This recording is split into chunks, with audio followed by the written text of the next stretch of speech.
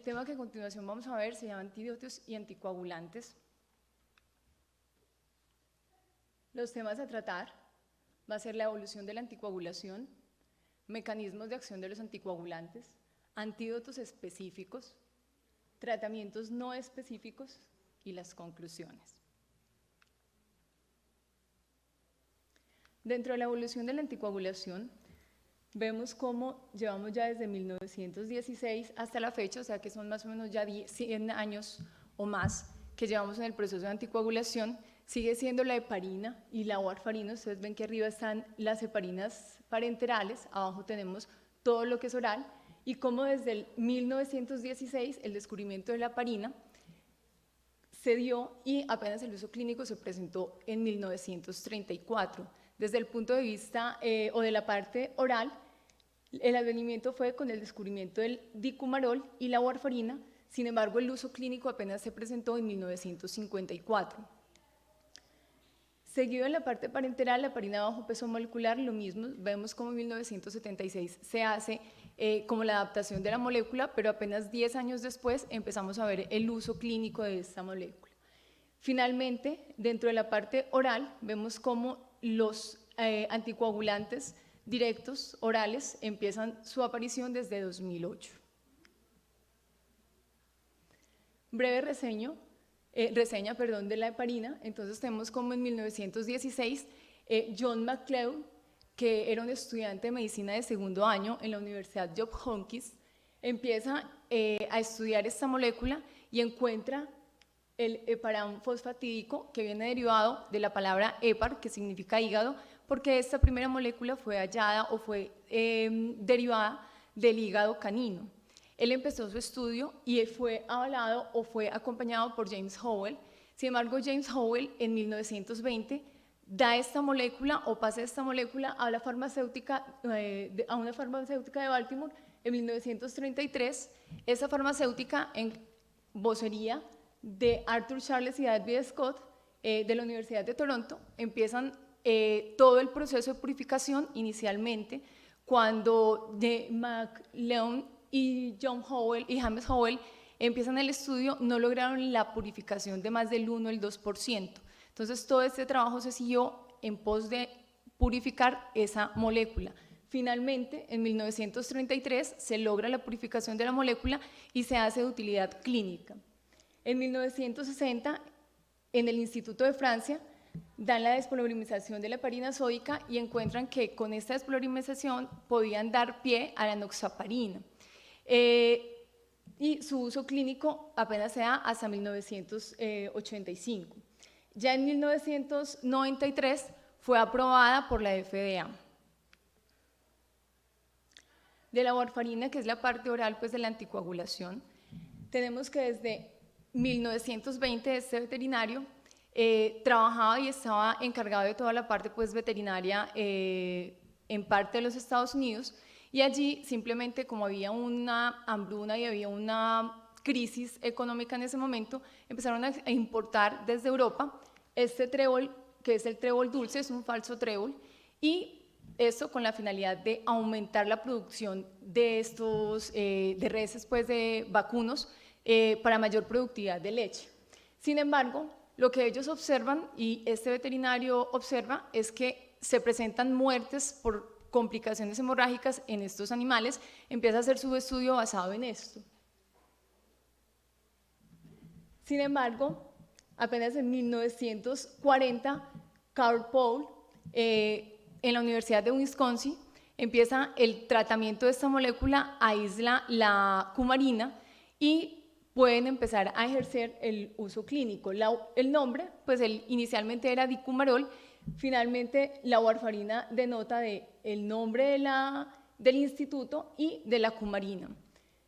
En 1951 hay un intento de suicidio en uno de los soldados y verifican cómo las complicaciones primordiales de eso, porque su uso inicial fue como raticida, son complicaciones hemorrágicas. El soldado sobrevive, pero pues empiezan a hacer estos estudios y verifican esta posibilidad terapéutica, dado que la mayoría de los problemas o las enfermedades que causan mortalidad en ese momento eran las cardiovasculares, tromboembólicas. Ya en 1954 se empieza el trabajo de autorización para el uso clínico y en 1955 es usado con el presidente número 34, Eisenhower, que tuvo un problema de tromboembolismo venoso profundo y empiezan el tratamiento con esta molécula. Este es el advenimiento de los anticoagulantes orales directos. Todos sabemos las limitantes que tienen. La warfarina, que si bien tuvo un tiempo largo de principal agente para este manejo, los anticoagulantes directos pues presentan el beneficio de la facilidad de control o el mínimo control, pues no tienen que hacer seguimiento clínico de laboratorios constantemente y fuera de eso tienen menor complicación hemorrágica, esto da en complicaciones intracraneales, sangrado intracraneal y sangrado digestivo. Los mecanismos de acción, para hacer un recorderis breve, tenemos la cascada, el modelo celular de la anticoagulación, tenemos la fase inicial, donde el complejo factor tisular y el factor 7 activado van a favorecer directa e indirectamente mediante el factor 9 que el factor 10 vaya a producir protrombina y trombina, esta en la fase inicial. Sin embargo, esta cantidad de trombina que se produce allí no es suficiente para activar toda la cascada o todo el proceso de coagulación. Entonces, en la amplificación vamos a tener esta trombina producida acá con el complejo de calcio sérico y los factores lipídicos derivados de la plaqueta van a favorecer la activación del factor 5, del factor 8 y del factor 11 y es este proceso que va a dar pie a la propagación. En esta propagación estos factores dan la activación del factor 10 y allí sí el complejo protrombinasa nos va a permitir que la protrombina convertida en trombina dé paso de fibrinógeno a fibrina. Esto como un breve recorderis con la finalidad de verificar en dónde actúan cada uno de los anticoagulantes. Tenemos entonces las heparinas no fraccionadas y de bajo peso molecular. Estas van a actuar sobre el factor 10 activado y sobre la trombina o factor 2. La warfarina vamos a tener que actúa sobre el factor, sobre la protrombina, sobre el factor 7 y sobre el factor 9, asimismo sobre el factor 10. El dabigatran, que es pues va a actuar sobre el factor 2 y los xabanes, que estos van a actuar sobre el factor 10. Entendido eso, entonces vamos a ver los antídotos específicos que encontramos para el manejo de sangrados. Tiene dos escenarios, uno que es el sangrado mayor, y otro que son las intervenciones quirúrgicas que se hacen urgentes en pacientes que están sometidos a anticoagulación. Dentro de los antídotos específicos, pues vamos a empezar con los básicos, dado que la heparina y la warfarina son los que inicialmente tuvieron advenimiento. Entonces tenemos la protomina, que es una proteína básica de bajo peso molecular con alto contenido de arginina. Es antagonista de la heparina. Su dosis es de 1 miligramo de sulfato de protramina por cada 100 unidades de heparina. La vitamina K, que puede ser oral o intravenosa, se va a diluir en 100 cc de solución salina y el paso, la idea es que no sea superior a 30 segundos. Puede tardar más o menos entre 6 y 8 horas su efecto y ese es uno de los limitantes que encontramos o es uno de los puntos fuertes de otros estudios ahora de todas las moléculas específicas para los anticoagulantes que hay. Encontramos entonces que la warfarina vamos a tener dos escenarios. Una arriba pues que es para pacientes de elevación que están asintomáticos. Tenemos INRs que están entre 5 a 9 y mayores de 9, pero como les digo, asintomáticos. La vía oral va a ser de 1 a 2.5, la vía cuando es neutralización rápida se va a dar de 2 a 5 miligramos y esto se puede dar continuado cada 12 a 24 horas desde que el INR siga elevado o hasta que éste mejore. La vitamina K venosa va a ser de 0.5 a 1 miligramo en estos pacientes que están asintomáticos. En el caso ya de pacientes con hemorragia grave potencialmente mortal, vamos a tener dosis de 5 a 10 miligramos y en hemorragia potencialmente mortal de 10 miligramos. Tratamiento concomitante siempre con plasma fresco congelado y con concentrado protrombínico. El plasma fresco congelado va a ser de una administración rápida, un bolo de 10 a 15 mililitros por kilogramo. Está indicado en hemorragias graves. La complicación que presenta este plasma fresco congelado y que es una de las fuertes o de los puntos fuertes cuando hacen comparación con el concentrado protrombínico son las lesiones, pues la lesión pulmonar, la lesión por sobrecarga de volumen, el tiempo de preparación por lo que hay que hacer todas las pruebas para el plasma y la descongelación y el riesgo de transmisión de patógenos. Dentro del concentrado protrombínico, pues sabemos que es plasma humano y que contiene factores 2, 7, 9 y 10 asociados a heparina o el complejo también proteína CS. Está indicado en hemorragias graves y ese es un punto que también es importante, dado que inicialmente pues, era uno de los puntos claves para el manejo de las hemorragias, pero ahora, igual como vamos a ver en la literatura, no hay un estudio que diga si vamos a usar el concentrado protrombínico y está pues demostrado que tiene una alta eficiencia, pero sí encontramos los detractores y las personas a favor y así veremos que todos los estudios pues están dados para el uso siempre y cuando sea hemorragias graves y dependiendo del tipo de paciente y qué otras disponibilidades de manejos tengamos. La dosis de 25 a 30 unidades por kilogramo en pacientes con un INR elevado y las dosis recomendadas no pueden exceder las 5.000 unidades. Como ven, este es un estudio, una revisión sistemática de 2017, donde la conclusión precisamente es a favor del uso de este concentrado protrombínico sin encontrar una relación estadísticamente significativa que avale pues como indicación precisa el concentrado protrombínico. Y haciendo alusión que precisamente este es un estudio del JAMA, de 2023 en abril y que precisamente hace referencia en que no tiene una utilidad clara o no tiene una utilidad el uso del concentrado protrombínico para el manejo de hemorragias o de pacientes que van a ser llevados a procedimientos quirúrgicos urgentes. Y sí aumenta el costo en estos pacientes en la parte de atención. Como vemos, aquí comparamos la reducción de los niveles, la disminución pues, de los niveles en sangre, la concentración aproximadamente de la inhibición, que está hasta 75 miligramos, y está la cantidad de productos o hemoderivados que tuvieron que utilizar placebo frente a concentrado protrombínico. Vemos que ninguno de los hemoderivados hubo diferencia en el consumo, sea con placebo o con concentrado protrombínico. Lo mismo, el tiempo de protrombina no se vio afectado grandemente en ninguno pues, de estos casos, o no al menos con significancia estadística. Aquí vienen sí, los antídotos que son completamente específicos para las moléculas y estos son los anticoagulantes directos, los anticoagulantes orales directos. Entonces tenemos esta molécula que es el idarucizumab, es un anticuerpo monoclonal humanizado de alta afinidad por el dabigatran.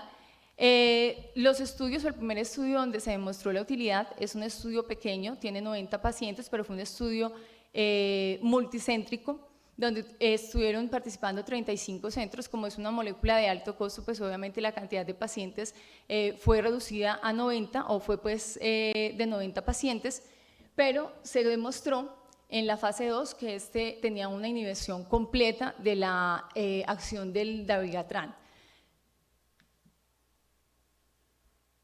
Este es el estudio pues como clave del uso de idarucizumab para el dabigatran. ¿Qué se observó aquí? Entonces tenían dos grupos. Uno grupo A, que era para hemorragias graves, el grupo B, que era pacientes que debían ser llevados a intervenciones quirúrgicas urgentes. El tratamiento consistía en 5 gramos de idarucizumab dados en 2.5 iniciales o en bolo y seguido de una infusión que no debía superar 10 a 15 minutos de perfusión.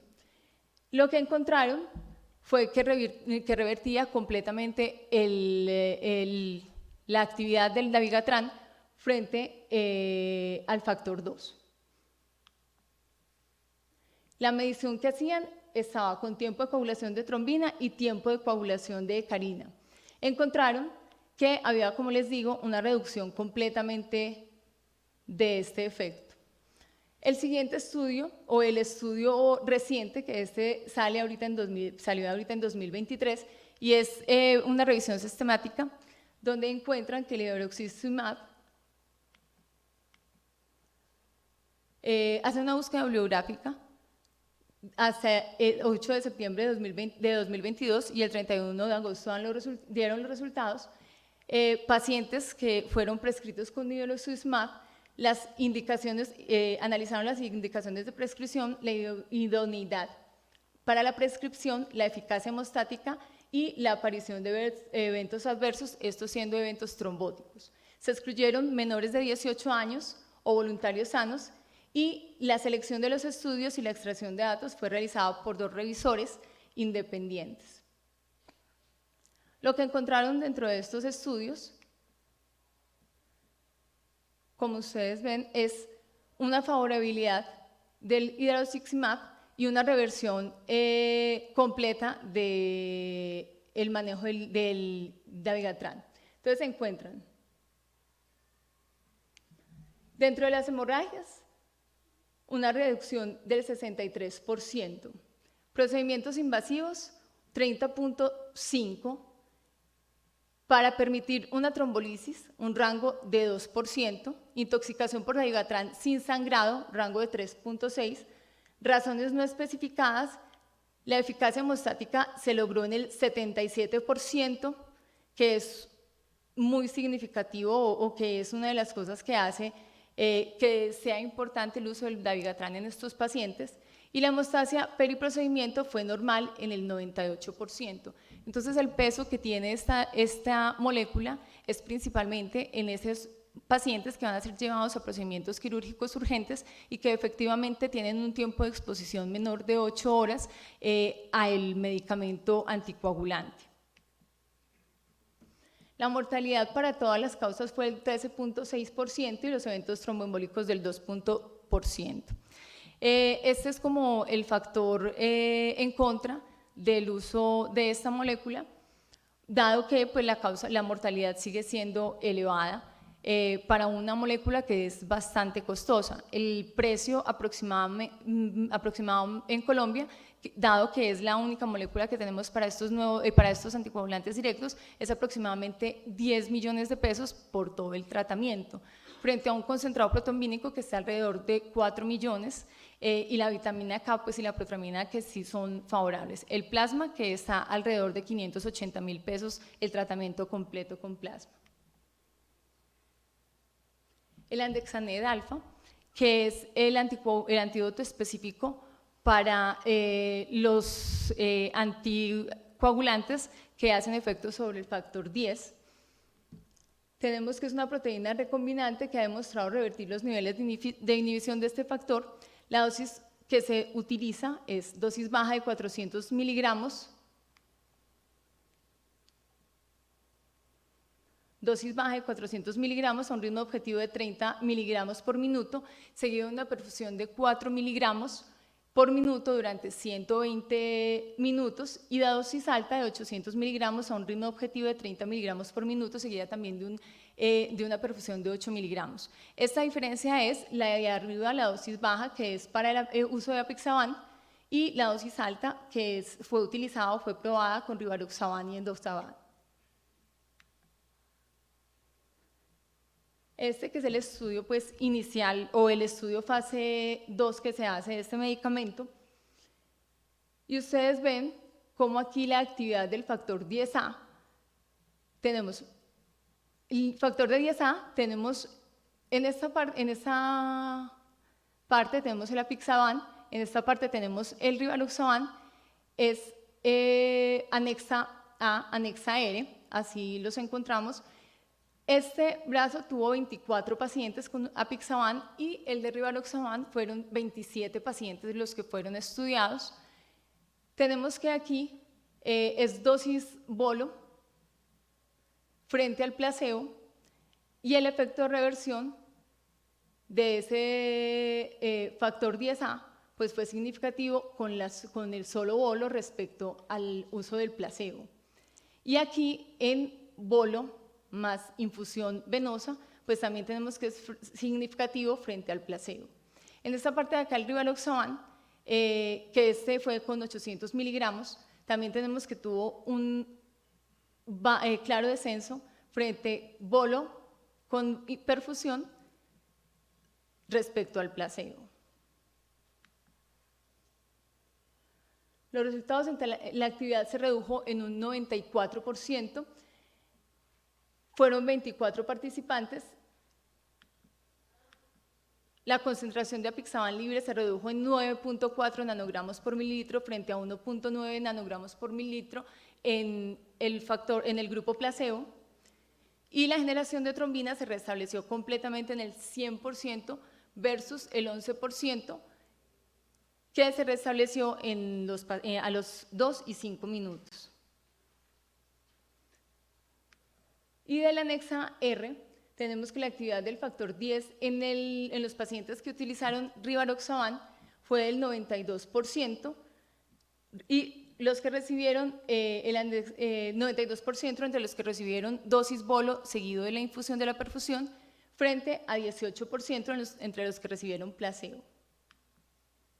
La concentración se redujo en 23.4 nanogramos por mililitro frente a 4.2 nanogramos de los pacientes que utilizaron placebo. Y la generación de trombina se restableció completamente en el 96% versus al 7% de los participantes. El andexanet alfa, que fue el estudio pues, final para demostrar la efectividad de este medicamento, encontramos que se hizo en 497 pacientes con hemorragia aguda grave. Es un estudio 3B4. El 81% estaba anticoagulado por fibrilación auricular y la mediana de tiempo fue de 11.4 horas desde el momento en que había recibido la dosis de anticoagulante. 245 con apixaban, 176 con rivaroxaban, 36 con endoxaban, 22 con enoxaparina, y el sangrado predominante fue intracraneal frente al gastrointestinal. Encontramos el comparativo. Arriba tenemos el apixaban, rivaroxaban y la enoxaparina. Aquí tenemos como el nivel o el factor de inhibición que tenía en ese momento el factor 10 era de 75, por encima de 75 microgramos. El de rivaroxaban era por encima también de 75 miligramos y el de enoxaparina de 0.25. Y encontramos cómo en el momento en que se dio la perfusión, la dosis bolo y se dio la infusión, hubo una disminución significativa de esa cantidad o ese factor que se encontraba activo. El andexanet alfa entonces habla a favor de este medicamento frente al placebo. Se encuentran, son 172 pacientes, la mediana de actividad del antifactor A disminuyó 146.9, del rivaroxaban disminuyó de 214 a 10.8 y del edoxaban disminuyó del 121 a 24.4. De la enoxaparina disminuyó de 0.48.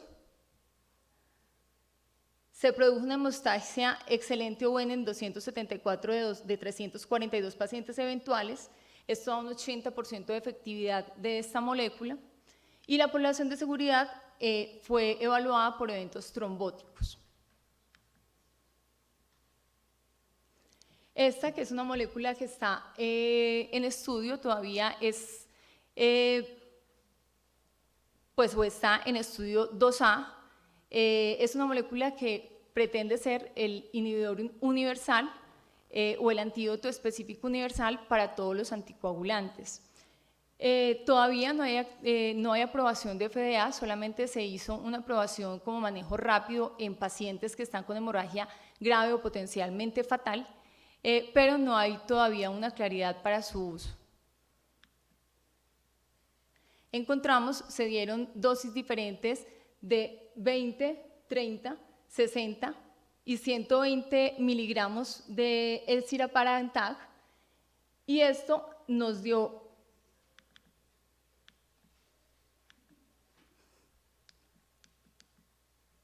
vemos frente al placebo la dosis de 30 miligramos, dosis de 60 miligramos y la dosis de 120 miligramos. En el apixaban frente al rivaroxaban, que llevaron a dosis hasta de 180 miligramos. Pero en todos encontraron que el nivel de inhibición se veía mejorado con el uso de este medicamento. Sin embargo, todavía hay que esperar los estudios fase 3 para verificar el uso clínico de este medicamento. El apixaban en el 67, los resultados que se dieron entonces fue en el apixaban entre 67%, 100, 100% y 17% respecto al placebo. Y con el rivaroxaban también de 58, 75, 67, 100% con la dosis máxima frente a 13% que se dio con el placebo. Los eventos adversos relacionados fueron sofocos, no se encontraron eventos trombóticos asociados a esta molécula. Otros tratamientos no específicos que siempre deben estar asociados al uso de los demás agentes son carbón activado, que son 100 gramos, pero siempre y cuando se den 2 horas antes, ácido tranexámico 1 a 2 gramos IV, desmopresina 0.4 microgramos, con una dosis máxima o máximo 2 dosis, y hemodiálisis, que es específica para el dabigatran, y se encuentra 64% de la inhibición en la respuesta a los anticoagulantes, o barrido del dabigatran. Como conclusiones, tenemos que la protamina, la vitamina K y el plasma fresco congelado siguen siendo unos antídotos costo-efectivos para este tipo de casos, que el concentrado de factores proteoglicos sumado a otros agentes puede ser una opción para el manejo del sangrado asociado a anticoagulantes, que el idarucizumab debe ser usado en sangrado grave y o potencialmente mortal, su limitante local se debe al costo, y que todos los demás antídotos específicos para anticoagulantes orales deben ser considerados en sangrado grave y o potencialmente mortal, todavía no disponibles en el país. Muchísimas gracias.